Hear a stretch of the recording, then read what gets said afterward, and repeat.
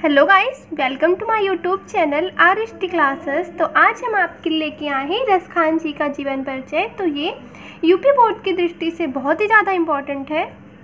तो चलिए अब हम रसखान जी के जीवन परिचय की तरफ बढ़ते हैं। तो रसखान जी सगुण काव्य धारा के कृष्ण भक्ति शाखा के कवि थे। कौन सी काव्य धारा के थे ये? सगुण काव्य धारा और कृष्ण भक्ति शाखा के कवि थे। इनका वास्तविक नाम सैयद इब्राहिम था। क्या नाम था इनका?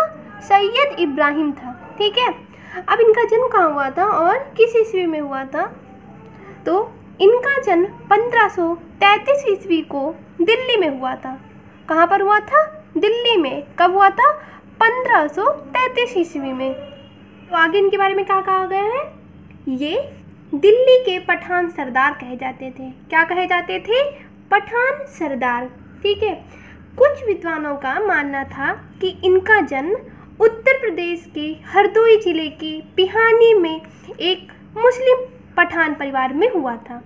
पहले लोगों को ये कहना था कि इनका जन्म दिल्ली में हुआ था, लेकिन कुछ ऐसे विद्वान थे जिनका ये मानना था कि इनका जन्म उत्तर प्रदेश के हरदोई जिले के पिहानी में एक मुस्लिम पठान परिवार में हुआ था।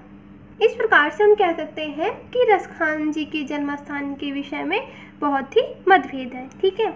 आगे कहा गया है कि रसखान जी कृष्ण भक्त थे। कृष्ण भक्त थे। ठीक है।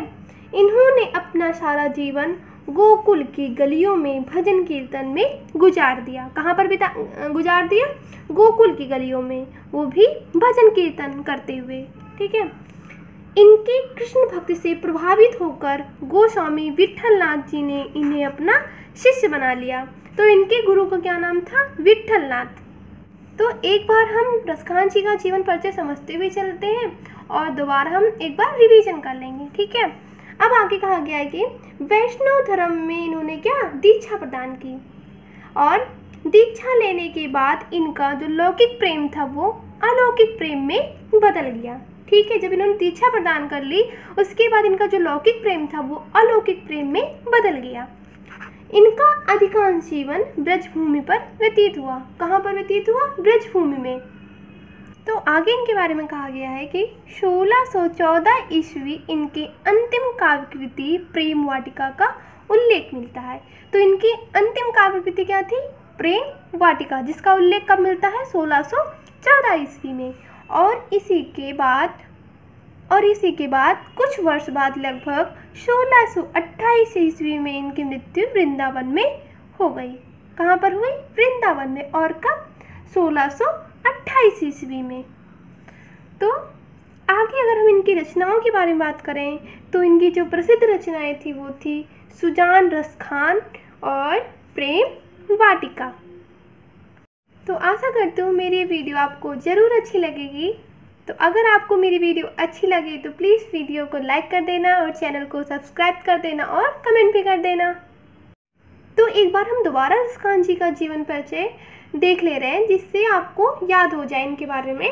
तो रसखान जी सगुण काव्य धारा के कृष्ण भक्ति शाखा के कवि थे। ठीक है। इनका वास्तविक नाम मैंने आपको क्या बताया था? सैयद इब्राहिम।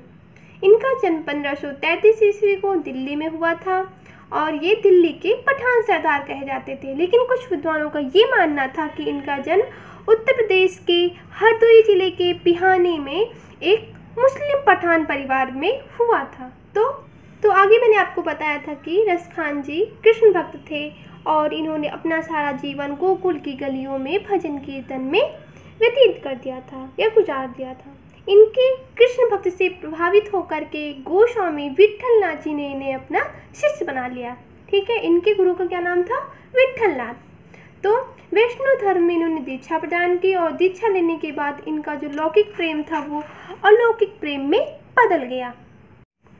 इनका अधिकांश जीवन ब्रजभूमि पर व्यतीत हुआ।